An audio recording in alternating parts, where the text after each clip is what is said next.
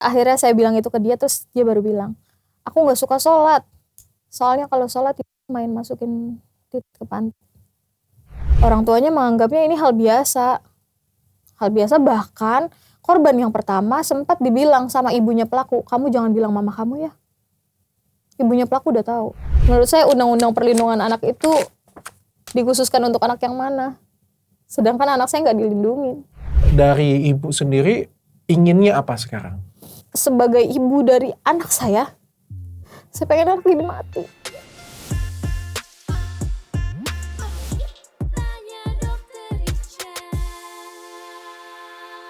Wah, aku baca keterangannya aja, buat hatiku teriris loh.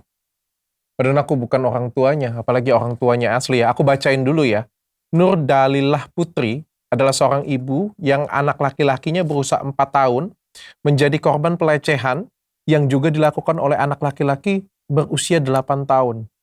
Menurut pengakuan anaknya, sudah dilakukan 3 kali kelamin pelaku dimasukkan ke pantat anaknya. Setelah ditelusuri ternyata korbannya ada 4 anak. Anak 8 tahun. Korbannya 4 anak. Putri speak up di media sosial karena berjuang sampai anaknya mendapatkan keadilan. Karena anaknya, pelakunya adalah anak-anak di bawah umur. Betul, Dok. Sekarang update-nya ada 9 korban. Ya. Anak 8 tahun. Korbannya ada 9. Serius? Betul, Dok. Yang baru 7, yang lama 2. Oke, cerita dulu kali ya. Aduh, sekarang ini aku ngeri ya. Kalau dulu yang kita takut itu anak cewek ya. Iya, betul. Sekarang kok jadi takut jadi punya anak cowok sekarang ya. Lebih susah jagain anak cowok sekarang jadinya. Cerita awalnya kayak gimana sih? Boleh nggak? Boleh, Dok. Jadi awalnya itu pelaku ini tinggalnya persis di samping rumah ibu saya. Rumahnya berbeda dari saya. Cuman karena memang anak saya Senin sampai Jumat itu full kegiatan di rumah, jadi Sabtu Minggu waktunya main ke rumah kakek neneknya. Mainlah dia di situ. 2 bulan terakhir anak saya nggak mau ke masjid, nggak mau ke rumah neneknya. Bahkan kalau memang harus terpaksa banget ke rumah neneknya, itu bisa jam 11 malam nangis-nangis minta pulang. Kita awalnya mikir, oh emang mau deket sama bundanya mungkin. Awalnya saya pikir begitu. Ya udah. Terus ternyata bulan Mei lalu, pertengahan Mei, ibu saya bilang ke saya kalau si ini melakukan sodomi kepada korban C, gitu. Saya kaget. Ini pelaku? Ini pelaku. C itu bukan anaknya Putri? Bukan. Okay. C ini usianya 7 tahun. Katanya sampai anusnya luka, katanya. Karena saya punya anak laki-laki yang kadang suka main sama dia, saya tanya-tanya, nggak muncul apa-apa, Dok, saat itu. Sampai akhirnya di tanggal 29 Mei 2025 kemarin, saya lagi masak, saya iseng aja, saya bilang sama anak saya, "Kamu sekarang nakal nih, nggak mau sholat, mau jadi apa anak cowok nggak mau sholat?" Saya bilang, "Nanti ibu panggilin Kang Dedi aja ya, biar kamu dibawa ke barak." Saya bilang gitu, karena memang biasanya itu ampuh, Dok, buat bikin anak saya jadi nurut gitu. Saya anak-anak bilang takut gitu. Kang Dedi ya. Betul, Dok. Terus akhirnya saya bilang itu ke dia, terus dia baru bilang, "Aku nggak suka sholat. Soalnya kalau sholat main masukin titik ke pantat." Dia ngomong gitu. Terus saya lemes, Dok. Mata saya gelap. Saya matiin air, saat itu saya lagi cuci ayam, saya matiin air. Saya jongkok di depan anak saya. "Apa? Coba ngomong lagi yang benar," gitu. "Iya, aku gak suka sholat, Ibu, maaf ya," katanya. "Ibu jangan marah ya," katanya. "Soalnya pengen masukin ke pantat." Dia ngomong itu lagi 2 kali. Terus suami saya ada di situ. Suami saya dengar. Itu anak saya awalnya cuma bicara itu aja, sebatas itu. Kita telepon ibu saya. Kita langsung datang ke sana. Ibu saya manggil pelaku dan kedua orang tuanya. Terus saat saya datang, pelaku dengan santainya ngelihat saya masih nyengir, Dok. Masih nyengir. Terus saya nangis, saya pingsan. Saya shock banget gitu. Saya nggak tahu apa yang terjadi saat itu gitu. Sampai akhirnya diputuskan untuk minggu pertemuan, dan di situ saya tahu kalau korbannya bukan cuma anak saya aja, ternyata ada 4. Tuh. Berarti ini dilakukan di masjid? Yang pertama, Yang pertama di kamar mandi masjid. Cerita nggak detailnya kenapa bisa terjadi seperti itu? Pada hari Kamis itu nggak cerita. Di hari Jumat saya coba lagi nyuruh anak saya sholat kan. Sholat Jumat sana sama ayah, nggak mau. Ya udah di rumah aja sama ibun. Kakaknya kebetulan lagi sekolah. Jadi di rumah cuman berdua sama saya. Di situ saya ajak ngomong lagi. Cerita dong sama ibun. Gimana ceritanya yang main itu. Terus dia cerita. Kan aku lagi sholat tuh sama Ato gitu. Karena dia panggil kakeknya Ato. Aku lagi sholat tuh sama Ato. Terus tarik tangan aku, ajak aku ke kamar mandi. Terus buka celana aku, dia masukin titiknya ke pantat aku. Kata dia, kok kamu gak bilang ibu nak? Ini bilang sekarang. Dengan polosnya dia bilang gitu. Terus Astagfirullah. masih mencoba berpositif thinking saat itu, walaupun memang udah gak bisa sebenarnya. Saya bilang sama dia, gak masuk kan nak? Gak sakit kan? Dia marah, sakit banyak katanya. Dia cuma tahu sakit banyak atau sakit dikit, dia jadi bilang sakit banyak gitu. Terus berapa kali, dia bilang 3 kali segini. Di mana aja ini? Masjid, tanggul. Jadi tanggul itu dok kayak pembatas komplek dan sungai gitu. Jadi terus saya bilang, gimana caranya kamu ke belakang tanggul? Kamu manjat? Enggak ada tangganya. Jadi anak saya ini komplek diajak melompati tanggul di bantaran kali. Di situ dilakukan dok. Yang bikin saya tambah shock, anak saya bilang, tapi gantian bun, titik aku digoyang-goyangin di pantatnya.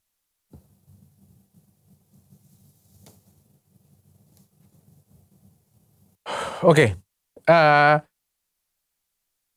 Pertama mungkin di masjid, dipaksa. Terus kan kedua pasti kesakitan. Pada waktu itu nggak ada tanda-tanda kah atau dari orang tua nggak ada melihat tanda-tanda? Saya baru ngeh sekarang, saya melihat tanda-tanda itu dok. Cuman mungkin memang nggak ngeh gitu dok. Pernah, saya juga nggak tahu ini tanda atau bukan. Cuman sekarang pas saya mengalami ini, saya jadi mikir beberapa bulan yang lalu itu dia sering pupnya berdarah gitu. Cuman saya mikirnya saat itu, oh panas dalam mungkin. Saya kasih larutan, saya kasih minuman gitu. Oke. Lalu berarti nggak ada kecurigaan ya pada waktu itu sama ya? sekali enggak. Terus kan sakit ya pasti ya? Nggak enak ya? Terus kok cerita nggak putranya kenapa mau yang kedua kali dan ada yang ketiga kali? Cerita, saya bilang, kok kamu mau lagi kalau sakit? Soalnya kalau nggak mau nya teriak-teriak marah. Aku nggak ditemenin. Terus di hasil BAP kemarin juga saya baru tahu dari penyidik kalau ada iming-iming dikasih balon setelah main itu. Dikasih jajanan juga. Oke, dan selama itu tidak terdeteksi oleh orang tua atau kakek neneknya tidak terdeteksi sama sekali ya? Oke, setelah kamu pertemuan marah dong pasti? Marah. Bagaimana responnya? Pertemuan hari Minggu itu dok, saya pikir akan ada penyelesaian masalah karena korbannya bukan cuma satu. Kita dikumpulin saat itu, tapi ternyata malah diberikan edukasi dok. Edukasi bagaimana mendidik anak yang baik. Edukasi bagaimana hal ini agar tidak terjadi. Maksud saya, ini udah kejadian dok. Saat itu, saat emosi saya lagi di atas kepala, saya lagi nggak butuh diedukasi gitu. Saya butuh bagaimana masalah ini selesai gitu. Awalnya saya bilang sama orang tuanya, saya memaafkan. Karena saya tahu ekonominya mereka di bawah banget dan ibunya cuman kerja sebagai buruh cuci beberapa rumah. Jadi saya pikir dia gak punya waktu buat anaknya. Makanya anaknya jadi seperti ini. Tapi juga dia kan gak mau anaknya seperti ini. Saya berpikirnya seperti itu pada saat itu. Tapi ternyata orang tuanya menganggapnya ini hal biasa. Hal biasa, bahkan korban yang pertama sempat dibilang sama ibunya pelaku, kamu jangan bilang mama kamu ya. Ibunya pelaku udah tahu dan bilang itu. Ibunya pelaku tahu Ibunya berarti? pelaku tahu. Dan dia bilang itu ke korban, kamu jangan bilang ibu kamu ya. Ini anak 8 tahun kan? Anak 8 tahun. Anak 8 tahun belum akil balik kan? Belum. Kenapa ya? Kenapa dia bisa lakukan? Anak 8 tahun kan belum akil balik. Saat hari Kamis pertemuan di rumah ibu saya, ditanya. Dan dia dengan lancar menyebutkan nama-nama siapa aja yang berkaitan, siapa aja yang berhubungan sama dia. Dia ngaku? Dia ngaku semuanya dok. Dia ngaku tanpa, saya nggak tahu itu bohong atau enggak ya. Pokoknya pengakuan dia, kenapa dia melakukan itu? Karena dia penasaran, dia nonton. Di handphone temennya. Nonton film bokep? Iya. Di handphone temennya. Oh shit, anak 8 tahun loh. Dan dia penasaran. Dan dia sebutin nama-nama yang sudah pernah dengan dia sebegitu lancarnya, sebegitu mudahnya. Lancarnya, Dok. Tanpa ada nangis untuk anak 8 tahun dikerubutin banyak orang gitu. Emosi saya marah. Gak ada nangis. Dia sambil cengir-cengir. Waktu itu korbannya ada berapa? 4? 4. Tambah anaknya Putri? 4 ini sudah anak Sudah saya. termasuk anakmu, ada 4? Oke. Kelanjutan pada waktu itu langsung lapor atau marah aja? Atau Di bagaimana? hari Minggu, karena saya nggak dapat solusi, saya lapor ke Polres. Cuman pada Polres mana? Polres Bekasi. Oke. Polres Metro Bekasi. Saat itu laporan saya ditolak, Dok. Alasannya Undang-Undang Perlindungan Anak. Anak di bawah 12 tahun ini nggak bisa dipidanakan. Oh, karena anaknya di bawah 12 tahun. Pelakunya. Betul, pelakunya. Oke. Awalnya saya bilang karena saya melihat orang tuanya nih nggak ada respon untuk lebih effort ke anaknya gitu, Dok. Saya bilang ya paling enggak keluarin aja lah LP. Kalau LP udah keluar kan saya bisa nih lu jagain anak lu. Awalnya maksud saya begitu. Ternyata nggak bisa juga. Saya diarahkan ke DP3A saat itu. Saya ke DP3A di hari Senin. DP3A bilang cuman fokus pada penyembuhan korban. Namun dalam hal ini karena pelakunya juga di bawah umur termasuk pelaku. Pengobatannya seperti apa? Konseling. Gitu. Terus ya udahlah saya pasrah pada saat itu. Saya ngobrol sama teman-teman. Terus ini kita mentoknya di mana sih ya gitu. Gue bisa apa sih buat anak gue? Saya nggak mau nanti, Dok. Ada beberapa teman-teman saya yang memang korban pelecehan gitu.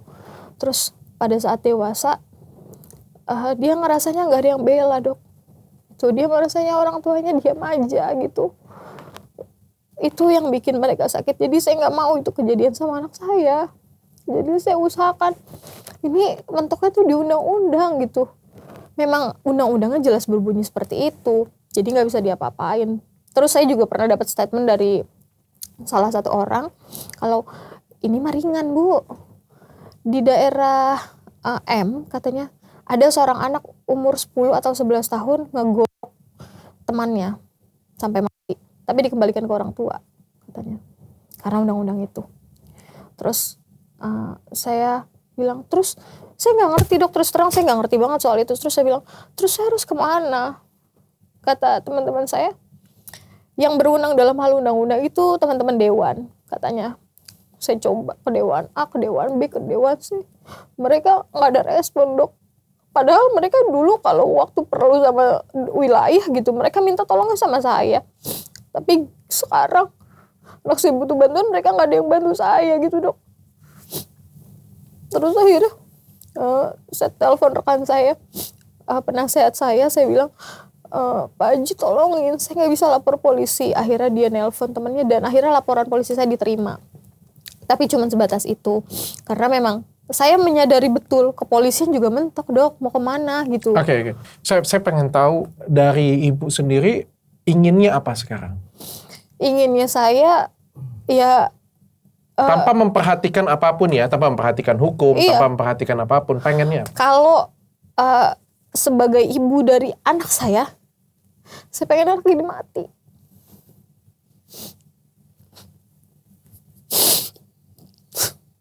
Trauma anak saya susah disembuhin, Dok. Dia akan bawa ini seumur hidup. Nggak fair kalau anak ini masih bisa sekolah, anak ini masih dapat akses HP dari orang tuanya dan dia jawab kenapa dia ngelakuin itu ke anak saya, dia bilang enak. Kalau menurut hati saya mau dia ngerasain apa yang anak saya rasain dan dia bawa sampai mati. Itu kalau saya. Tapi dibalik itu semua, saya juga coba mikir anak ini masih di bawah umur, mungkin masih bisa diperbaiki, Dok. Jadi dengan berbesar hati, saya berharap anak ini bisa diobati, tapi bukan dengan orang tuanya, karena orang tuanya sudah nggak kompeten. Jangan sampai jadi penyakit di luar sana dan banyak korban-korban yang lain. Bayangin umur 8 tahun aja korbannya ada 9. Iya. Kayak gimana kalau waktu umurnya nanti belasan tahun? Betul. Jadi harapan saya apakah direhabilitasi, pokoknya yang penting dia diambil hak asuhnya dari orang tua. Korban-korban lain kumpul nggak jadi sama-sama kasih Kalau kekuatan? 2 orang saya dan 1 korban ini lapor dok, tapi kalau yang lain nggak lapor. Mungkin saya nggak tahu ya, banyak juga yang menganggap saya up ini sebagai aib. Mungkin itu yang difikirkan orang tua lain. Serba salah sih memang sih. Aib, tapi kalau nggak viral ya tanpa keadilan juga ya kalau di Indonesia ya. Betul dok. Putri, ada cerita katanya perkataan dari pihak pelaku, ini dari tim dapat dari mana nih? Emang pelaku punya media sosial? Oh, dari ibunya cerita. Oh, iya. Dari ibunya cerita. Ada perkataan dari pelaku kalau ini mau sama mau karena anak ibu juga melakukan hal yang sama ke pelaku. Tanggapan dari Putri sendiri itu dapat dari mana? Warga dengar ini langsung dari ibunya. Oke. Jadi warga banyak yang bilang ke saya, kenapa ibunya ini santai ya, karena menganggapnya orang anaknya juga korban kok, kan sama-sama masukin, sama-sama mau gitu. Terus kalau pribadi saya nggak mau ngomong panjang lebar, cuman teman-teman dan dokter bisa menyimpulkan sendirilah. Anak saya belum 5 tahun dok, ngerti apa sih? Ibaratnya apa ya? Dia rasa malu aja baru ngerti rasa malu gitu loh. Bagaimana dia ngerti mau sama mau masukin gitu dok. Saya marah denger itu, marah banget. Tadinya yang saya awalnya memaafkan jadi, lu tuh udah salah, kenapa ngomong macem-macem sih? Oke. Katanya siang ini mau ketemu dengan Kementerian Perlindungan Anak. Betul. Ini dengan Ibu Menterinya langsung? Kabarnya iya. Jadi siang ini saya ada sesi konseling di DP3A dan pihak DP3A ngabarin kalau nanti Ibu Menteri akan hadir, Ibu Menteri PPA. Apa yang mau disampaikan dengan Ibu Menteri? Yang mau saya sampaikan adalah yang nggak bisa anak di bawah umur dilindungi terus-terusan seperti ini dok, karena udah banyak korbannya gitu. Kalau cuma dikembalikan ke orang tua akan banyak, dan siapa lagi nanti di masa depan gitu. Wah, menakutkan sekali ya. Terus saya mau menyampaikan mungkin dinas-dinas terkait dok lebih ada rasa empatinya kepada para korban gitu, karena mungkin sudah meminta maaf sama saya, cuman karena hati saya masih ganjel, saya omongin aja di sini. Kemarin beberapa hari yang lalu sempat datang ke rumah saya dan dia bilang, ibu ini yang hasil visum anaknya negatif ya, berarti kan anak ibu aman-aman aja. Sudah divisum? Sudah. Hasilnya? Negatif. Negatif itu apa maksudnya? Kalau kata dokter, saya juga dijelaskan, katanya negatif itu bukan nggak terjadi, tapi karena pelakunya adalah anak 8 tahun, kemungkinan besar alat kelaminnya belum berkembang.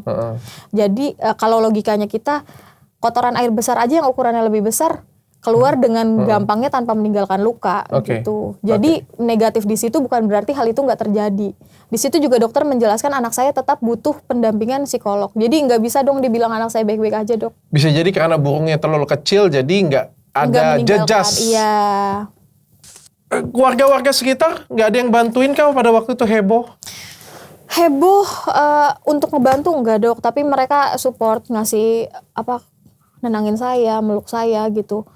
Cuman yang saya sayangkan adalah perangkat sekitarnya. Perangkat sekitarnya itu ya udah gitu dok. Malah si korban pertama ini sempat disalahin kenapa lapor polisi. Siapa itu maksudnya perangkat? Ya di lingkungan dok. Orang-orang yang di lingkungan. RT? RW sesepuh. Kenapa harus dilaporkan polisi? Apakah nggak bisa kekeluargaan aja? Kalau saya aja yang jadi ini saya akan emosi sekali sih pasti sih. Karena nih kan masa depan anak kita ya. Betul. Sekarang keadaan, mohon maaf ya saya tanya ya. Keadaan putranya bagaimana? Trauma dok. Trauma dia tuh sekarang saya nggak bisa keluar malam sama sekali. Biasanya kan saya bisa bantu ibu saya di warung kalau malam gitu. Jadi biasanya kalau anak saya sudah kasih makan anak saya, sudah menidurkan mereka, warung ibu saya juga deket dari rumah. Jadi saya ke warung gantian sama ibu saya biar ibu saya pulang. Itu akan aman karena mereka tidurnya sampai pagi gitu. Tapi sekarang saya bergerak ke kamar mandi aja anak saya akan nangis kejer sekejar-kejarnya. nggak bisa ditinggal di sama siapapun. Ini saya udah telepon sama suami saya, kamu pulang jam berapa katanya. Anaknya udah nangis, nanyain ibu. Jadi apa ya dok, anak saya sampai sebegitunya, tapi pelaku tetap bebas. Jadi apa ya, menurut saya undang-undang perlindungan anak itu dikhususkan untuk anak yang mana? Sedangkan anak saya nggak dilindungi. Kayak gimana anak ibu kalau misalnya keluar bisa bersosialisasi dengan baik atau bagaimanakah? Kalau tanpa saya nggak. Jadi takutan sekarang? Takut. Harus sama saya. Harus sama saya. Nggak bisa nggak tanpa saya. Sudah pergi ke psikolog kah? Saat awal kasus kan diarahkan ke DP3A. Di DP3A ada psikolognya. Cuman ternyata memang awalnya asesmen dok. Jadi perlu ditanyakan hal apa yang terjadi sama dia. Tapi yang terjadi setelah asesmen, anak saya malah makin memburuk. Dia sering mimpi buruk, terus dia bilang di tembok ada monster tuh, di tembok ada monster, aku maunya sama ibu, di tembok ada monster. Saya nggak bisa, jadi saya tidur tuh harus benar-benar madep samping itu sampai pagi, sampai kebas-kebas karena saya nggak bisa bergerak sedikit pun setelah dari situ gitu. Bu, apa yang diharapin dengan putranya nanti ke depan? Harapan saya putra saya sembuh, lupa sesembuh-sembuhnya, selupa-lupanya, dan kesembuhan yang tanpa meninggalkan jejak dok. Saya mau putra saya normal, saya nggak mau putra saya meneruskan rantai ini dok. Saya punya harapan besar banget sama putra saya dok.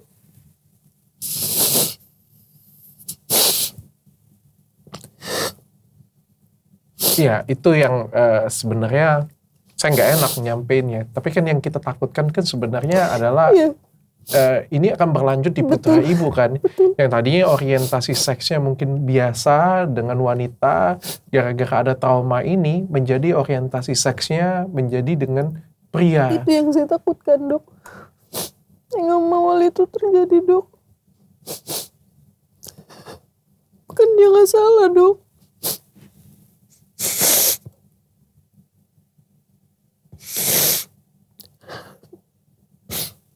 Tapi ini jadi pelajaran juga sih bagi orang tua. Memang benar anak ibu paling nggak salah di sini. Kesalahan ada pada pelaku dan kita sebagai orang tua yang nggak beres jagainnya. Kita bisa bilang seperti itu. Kita masih nggak beres jagainnya sehingga terjadi seperti ini. Ini bisa ditanggulangin sih. Kalau menurut ilmu yang saya pelajarin, kita belajar juga sebenarnya bisa ditanggulangin. Tapi tidak menutup kemungkinan kalau tidak ditanggulangin dengan baik, maka akan terjadi ya rantai selanjutnya. Semoga enggak dok. Enggak, nanti anak saya tumbuh jadi anak yang baik, anak soleh, anak normal, anak soleh yang bisa bantu banyak orang. Dulu tuh dok, saya sering ikut dalam hal sosial gitu dok.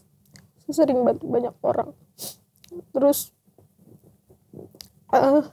kadang saya ngerasa kok Allah nggak adil ya sama saya gitu dok. Saya bantu banyak orang, tapi begitu ini terjadi sama saya, sebelum semua naik ke media, saya ngemis dok. Saya ngemis sama siapapun yang saya temui untuk minta bantuan. Sama teman-teman dewan, sama rekan-rekan di dinas, tolongin saya, tolong anak saya. Gak ada yang mau dengerin saya dok. Kalau dokter mungkin jadi saya, mungkin dokter akan mengeluarkan semua power yang dokter punya untuk keadilan anak-anak dokter. Kalau ibu bapak dinas kejadian sama anak-anaknya, mungkin akan mau hukum, mau apa, pasti bisa kan dihukum. Tapi kenapa sama anak saya nggak bisa? Kenapa undang-undang perlindungan anak malah melindungi pelaku.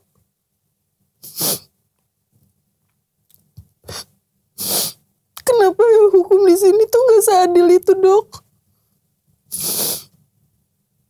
Saya dari awal saya sadar betul anak ini nggak bisa dipenjara. Saya sadar akan hal itu. Saya juga nggak mengharapkan dia dipenjara. Dia masih 8 tahun. Cuman kenapa untuk mendapatkan keadilan, rehabilitasikah, tahu apakah itu, kenapa susah banget gitu, Dok? Kenapa saya harus naikin ke sosial media dulu gitu, yang dampaknya mungkin di kemudian hari anak saya akan dibully karena pernah jadi korban pelecehan seksual, atau mungkin anak saya akan benci sama saya karena ngerasa saya ngebuka aibnya. Sampai dengan saat ini pun orang-orang, bahkan ada keluarga yang menganggap kalau saya buka aib, Dok. Padahal menurut saya ini adalah langkah terakhir yang bisa seorang ibu lakukan buat ngebela anaknya. Saya nggak mau diem aja. Saya nggak punya uang untuk sogok sana sogok sini.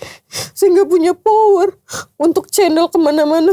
Jadi ini yang bisa saya lakukan. Ada apa? Harus kayak gini gitu.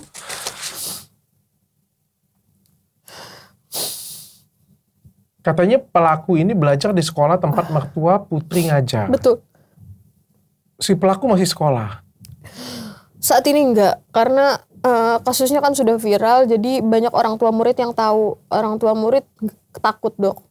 Jadi akhirnya menghadap ke sekolah, minta pelaku ini dikeluarin. Tapi sebenarnya kan nggak bisa, karena nggak ada korban di sekolah. Dan sekolah negeri ini kan punya atasan dinas, semua kan ada aturannya gitu. Cuman akhirnya keputusan diambil kalau karena sekarang lagi ulangan, anak ini ulangannya di rumah gitu. Jadi setiap pagi ngambil kertas ulangan untuk ini. Cuman nanti katanya kenaikan kelas akan pindah katanya. Cuman harapan saya sih jangan sampai dia pindah, karena kalau di tempat barunya nggak ada yang tahu akan hal ini, akan ada korban baru. Iya. Aku serba salah sih kita ngomongnya ya. Satu, pelakunya dibawa anak-anak ya. Anak-anak yang ya mungkin juga harus dibina, masih harus dibimbing, yang masih nggak tahu yang mana yang benar, yang mana yang salah juga ya. Betul. Tapi di sisi lain pelaku ini merugikan banyak orang. Dan bayangin umur 8 tahun sudah punya 9 korban ya. Apalagi nanti pada waktu umur belasan ya. Tidak bijaksana juga kalau nggak diapa-apain, cuma dibalikin ke orang tua juga sangat tidak bijaksana sih di sini. Betul. Saya bisa mengerti juga kalau misalnya ke korban ya pasti sakit hati sekali, rasanya pengen memberikan balasan yang setimpal untuk pelakunya. Tapi di satu sisi juga pelakunya masih di bawah umur juga. Betul. Mungkin ini perlu ada perubahan kebijakan sih, karena aku rasa perlindungan anak, undang-undang perlindungan anak dibuat bukan untuk yang seperti ini. Dan mungkin pada dulu kasus sodomi pada anak-anak dengan pelaku anak-anak mungkin nggak banyak.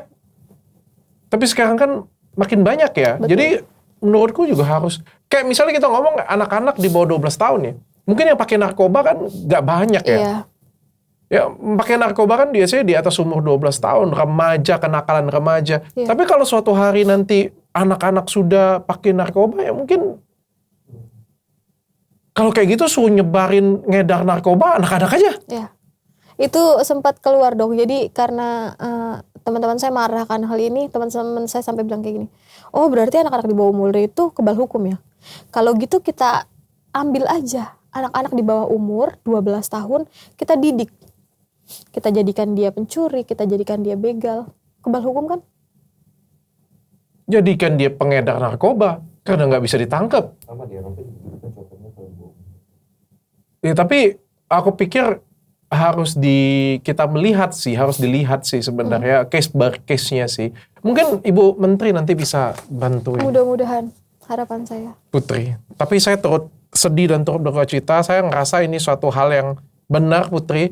Kamu tugasnya adalah jaga anak sekarang. Kasih pengertian, kasih dia komunikasi 2 arah. Jangan dilepaskan, jangan sampai dia trauma. Dia harus tahu apa yang terjadi juga dan apa yang benar, apa yang salah. Bisa diobati, bisa disembuhkan, tapi itu semuanya balik lagi tergantung orang tua. Putri, terakhir ada yang pengen disampaikan mungkin kepada pelaku, orang tua, atau mungkin teman-teman yang nggak membantu kamu selama ini? Untuk pelaku, mungkin saat ini saya masih marah sama kamu, sama keluarga kamu. Tapi insya Allah saya akan memaafkan kamu. Bukan buat kamu, tapi buat anak saya. Biar hidup kita terbebas dari dendam. Untuk keluarganya, saya nggak peduli kamu ngomong apa. Yang jelas dalam kasus anak saya, kamu pelakunya. Untuk keluarga, untuk yang lain yang nggak mendukung saya, nggak apa-apa. Kalian nggak merasakan jadi saya. Mungkin beda ceritanya kalau anak kalian yang jadi korbannya. Nggak apa-apa, semua orang berhak berpendapat gitu. Harapan saya lebih berempati sedikit aja. Kalau memang nggak bisa mendoakan, nggak bisa mensupport, ya nggak apa-apa. Kalau suami sendiri bagaimana? Suami saya support penuh, Dok. Dalam hal ini dia di rumah jagain anak saya gitu. Jadi kita kerjasama buat ngedidik. Tadinya emang anak saya yang laki-laki ini dekat banget sama saya. Cuman kemarin saya dapat nasihat kalau kejadiannya sudah seperti ini, dia harus lebih dekat sama ayahnya udah untuk penguatan gendernya gitu. Jadi sekarang memang lebih banyak bonding sama suami saya. Oke. Putri, terima kasih sudah datang, juga sudah berbagi. Mudah-mudahan jadi pelajaran untuk bunda-bunda yang lain. Amin. Sekarang jaga anak laki-laki sama susahnya dengan menjaga anak perempuan.